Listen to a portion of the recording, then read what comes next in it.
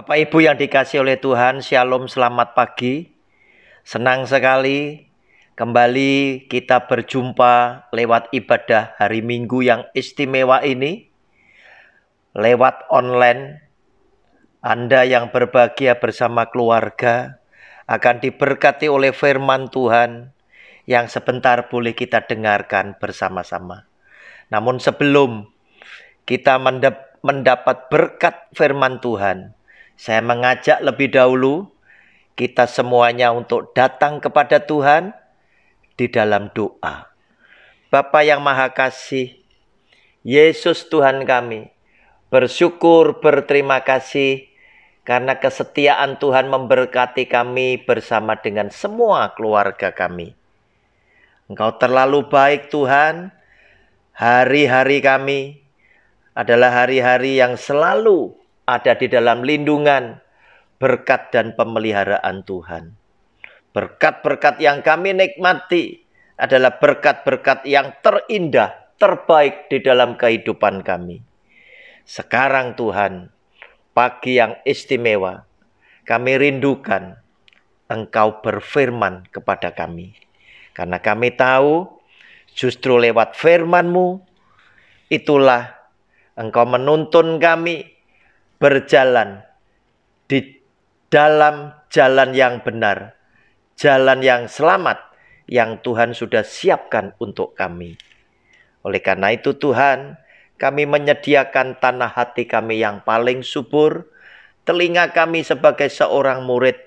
Biarlah Tuhan berbicara kepada kami dan kami menerima berkat yang hari ini Tuhan sudah siapkan. Di dalam nama Tuhan Yesus, kami percaya dan sudah berdoa. Amin. Bapak Ibu, di pagi yang istimewa, di hari Minggu, tema khotbah kita adalah rancangan Tuhan sempurna. Yohanes pasal 20 ayat 19 sampai dengan 23.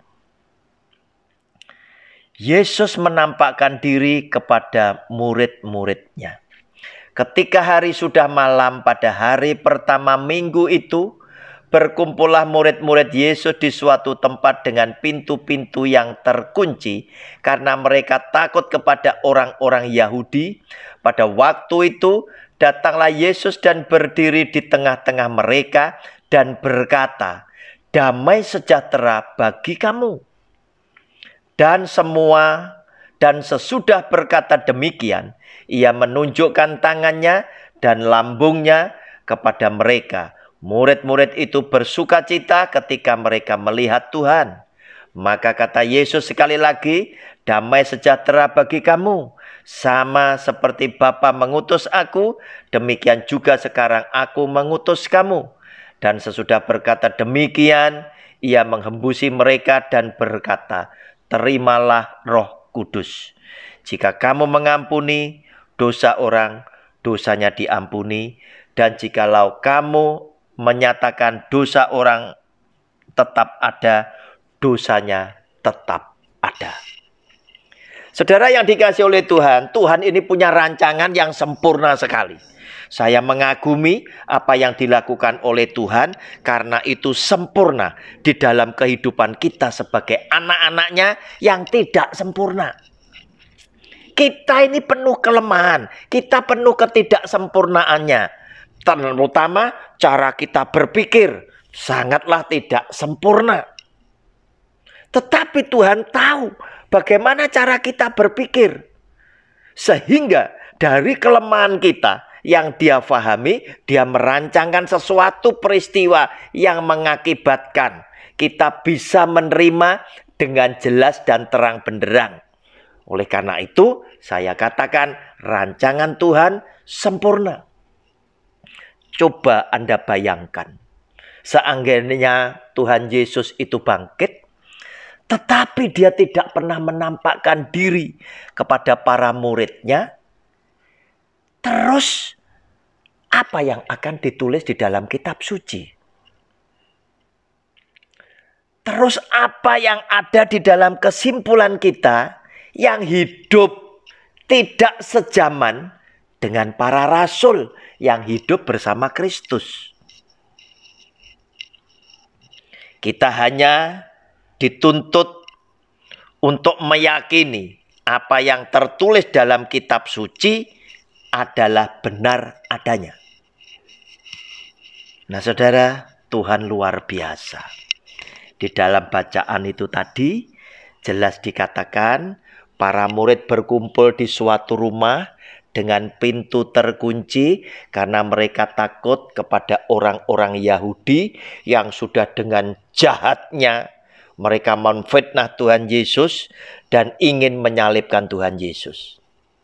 Mereka takut. Diketahui menjadi bagian daripada hidup Yesus orang Nazaret itu. Karena mereka adalah murid-muridnya. Nah, saudara, Tuhan Yesus mendadak berada di tengah-tengah mereka. Dan dia menyampaikan salam. Damai sejahtera bagi kamu. Dan sesudah itu, Yesus Tuhan itu faham. Apa yang kau butuhkan dari penampakanku? Pastilah yang pertama, engkau butuh bukti benar atau tidak yang menampakkan diri di hadapanmu adalah Yesus yang sudah disalibkan. Yesus yang adalah Tuhan dan Guru para rasul. Yang telah disiksa, mati di atas kayu salib dan dikuburkan. Tetapi pada hari yang ketiga dibangkitkan kembali oleh Bapaknya. Saudara, dia langsung tunjukkan bukti. Dia tunjukkan tangannya. Dia tunjukkan lambungnya.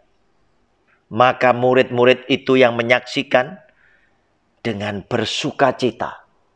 Mereka melihat Tuhannya hidup kembali. Nah, saudara, tetapi dia pun tahu kenapa para muridnya itu harus tetap tinggal di dalam rumah yang terkunci.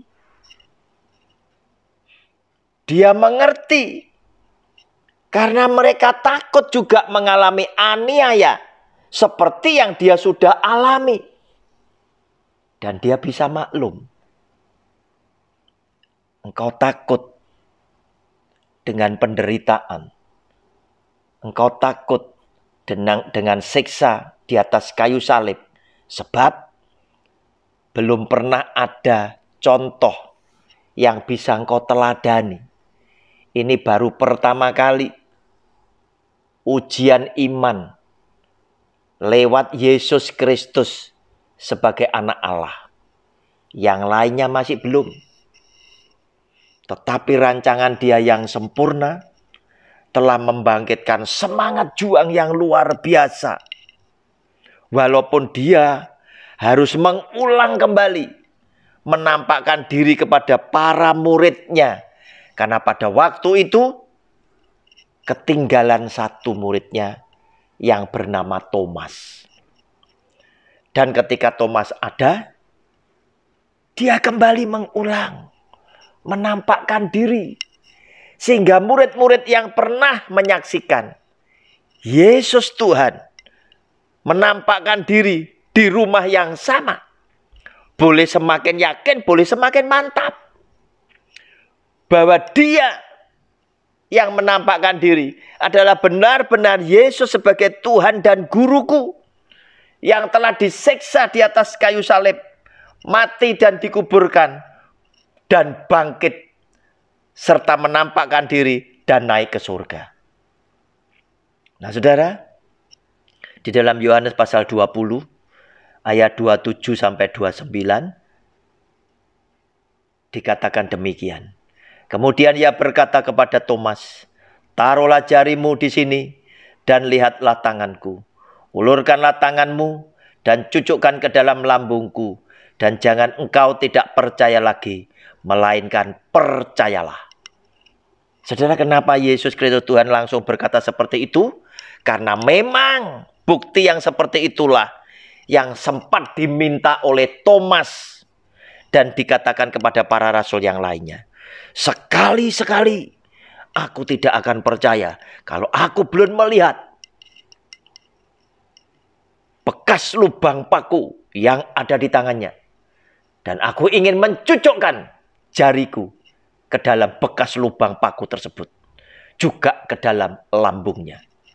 Oleh karena itu, Tuhan Yesus langsung panggil Thomas.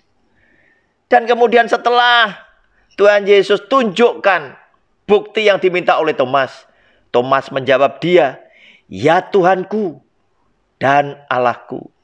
Kata Yesus kepadanya, "Karena engkau telah melihat aku, maka engkau percaya. Berbahagialah mereka yang tidak melihat, namun percaya." Saudara, luar biasa. Yang dilakukan oleh Tuhan Yesus adalah suatu rancangan Tuhan yang sempurna untuk membuat kita yang tidak sempurna ini percaya bahwa Dia adalah Tuhan yang hidup untuk selama-lamanya. Nah, saudara, mahkamah agama itu saja sampai harus berdusta hanya karena mereka berseberangan dengan Yesus yang adalah Kristus. Karena pengaruh mereka menjadi menurun. Karena ajaran Kristus yang benar, maka mereka mencari rekayasa bagaimana membunuh Yesus. Tetapi setelah Tuhan Yesus bangkit, sesungguhnya ada begitu banyak tokoh-tokoh agama yang mengerti kitab suci.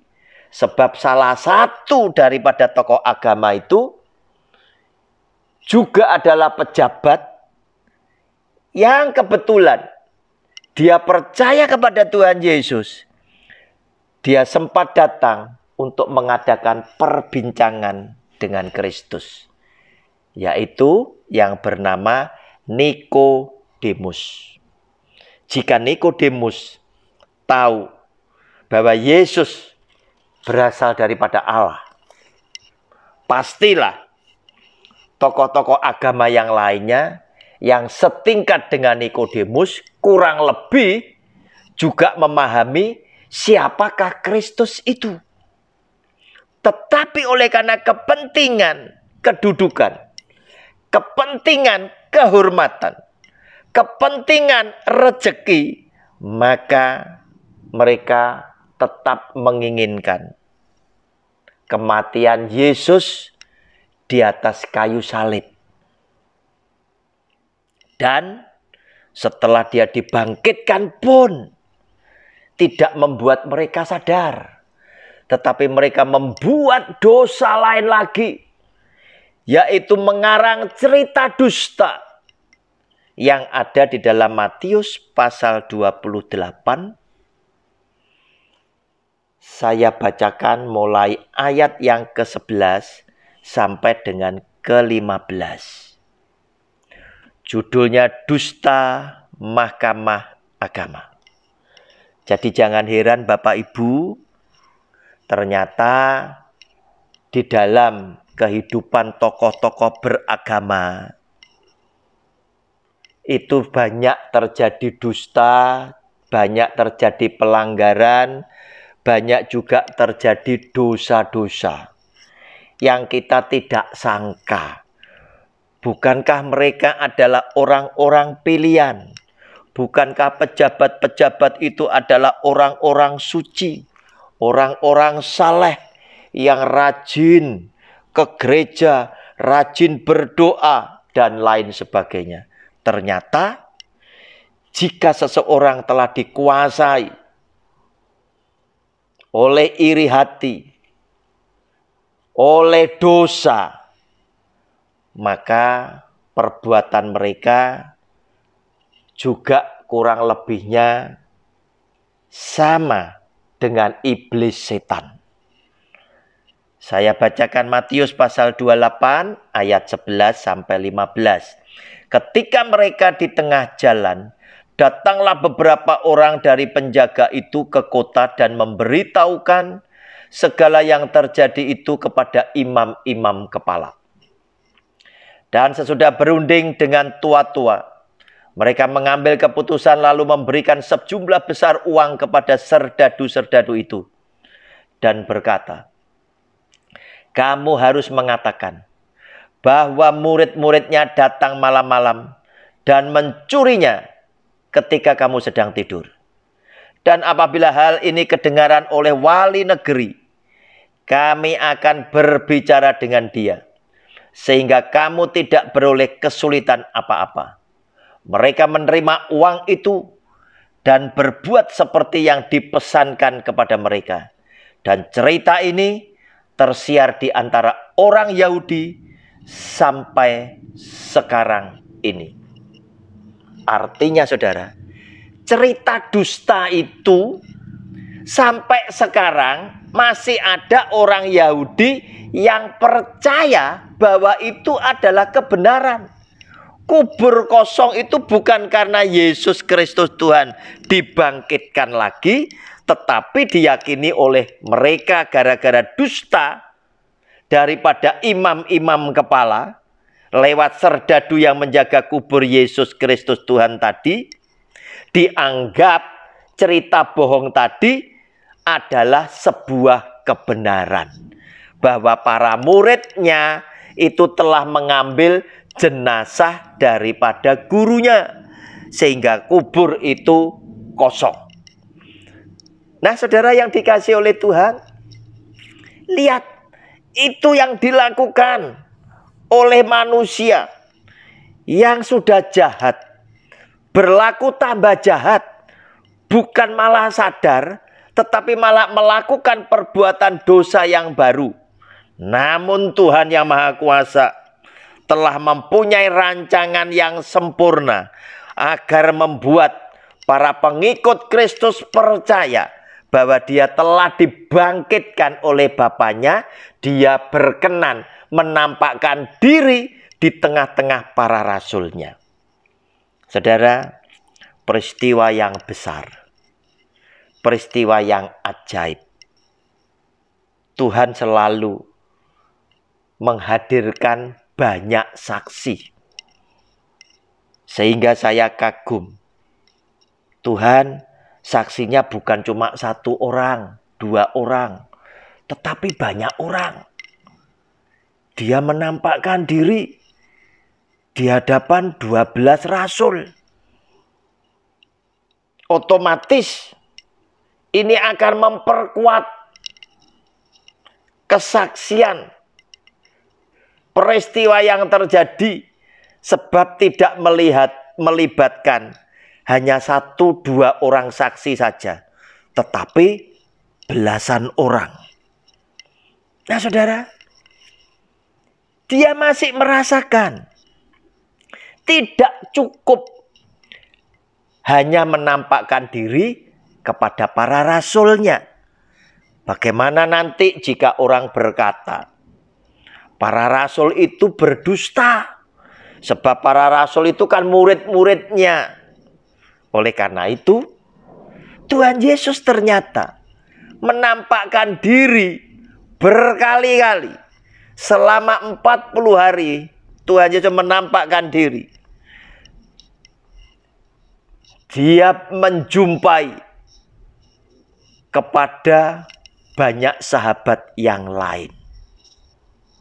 Nah, Bapak Ibu, sehingga peristiwa yang ajaib ini semakin diteguhkan karena melibatkan begitu banyak saksi, sehingga semua orang boleh meyakini apa yang terjadi adalah sebuah kebenaran. Nah, saudara yang dikasihi oleh Tuhan, termasuk mujizat-mujizat yang Yesus Kristus Tuhan buat, selalu banyak saksi mata yang menyaksikannya. Walaupun seringkali dia berkata kepada orang yang sudah disembuhkan, dia selalu berkata, jangan berkata-kata kepada siapapun bahwa aku yang telah menyembuhkan engkau. Tetapi kenyataannya banyak orang yang sudah disembuhkan itu kemudian karena dorongan daripada Roh Kudus, dia bersaksi untuk memuliakan Tuhan, memuliakan Yesus sebagai Sang Penyembuh. Saudara, termasuk 10 orang kusta yang disembuhkan oleh Tuhan Yesus pada waktu yang sama ketika dia berkata, tunjukkanlah dirimu kepada para imam. Dan 10 kusta ini berjalan menuju kepada para imam. Tetapi apa yang terjadi di tengah-tengah perjalanan?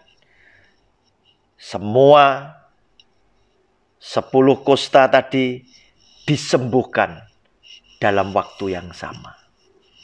Saya yakin 10 kusta pada bersorak-sorai memuji dan memuliakan Tuhan. Haleluya, aku sudah disembuhkan. Aku sudah disembuhkan. Nah saudara, yang 9 terus melanjutkan perjalanan menuju kepada para imam.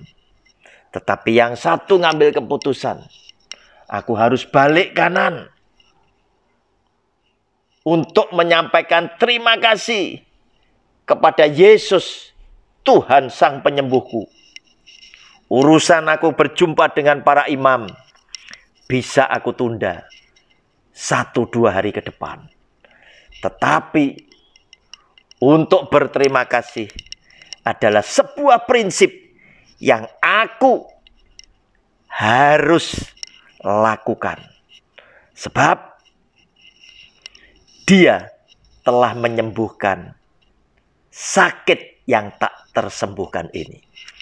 Maka yang satu orang kembali dan sujud menyembah di kaki Tuhan Yesus. Maka pada waktu itulah Tuhan Yesus sempat kaget. Dan dia berkata, bukankah tadi ber10?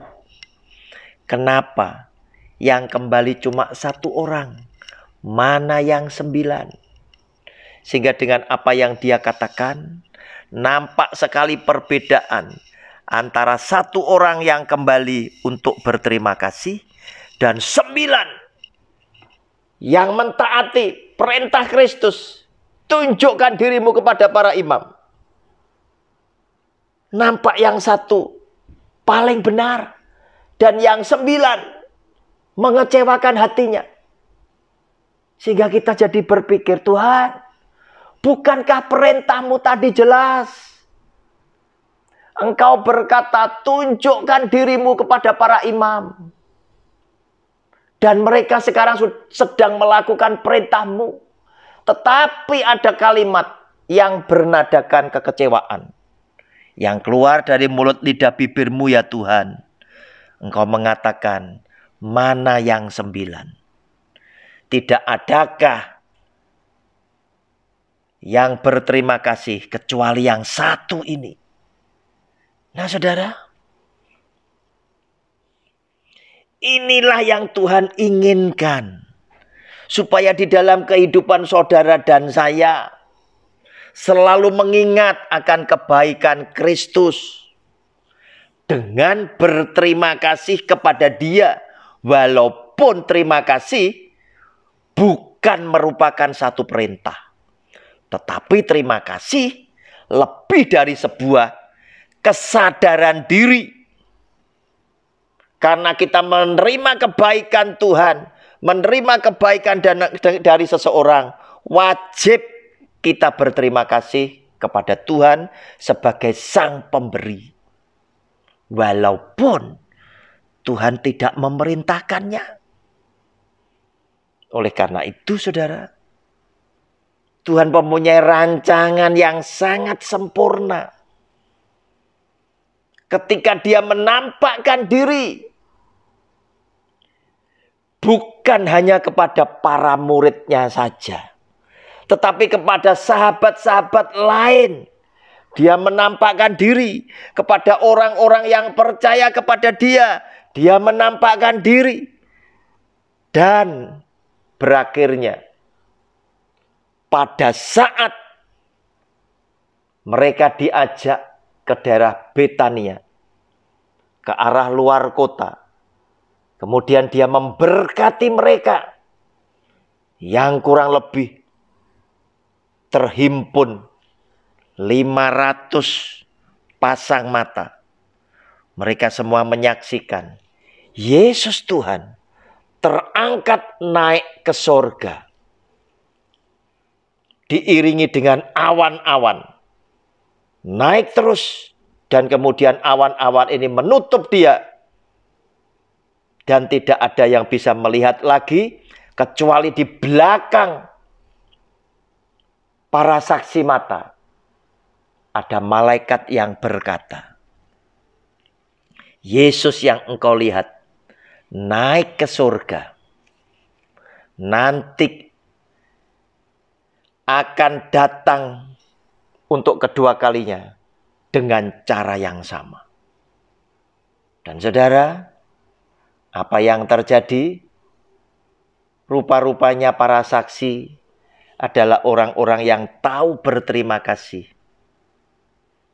Ketika dia naik ke surga, ketika dia sedang memberkati orang-orang itu, maka mereka yang menyaksikan Tuhan Yesus naik ke surga diiringi dengan awan-awan, mereka sujud menyembah kepadanya dengan mukanya sampai ke tanah. Saudara, Yesus yang adalah Tuhan punya rancangan yang sempurna atas hidup saudara dan saya. Agar supaya lewat hidup kita, hati Tuhan disenangkan.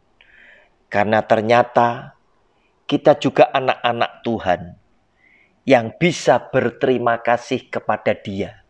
Walaupun terima kasih tadi bukanlah sesuatu yang diperintahkan oleh Tuhan, tetapi lebih daripada sebuah hati nurani yang ingin membalas budi kepada Sang Penyelamatnya, Sang Penolongnya, Sang Penciptanya.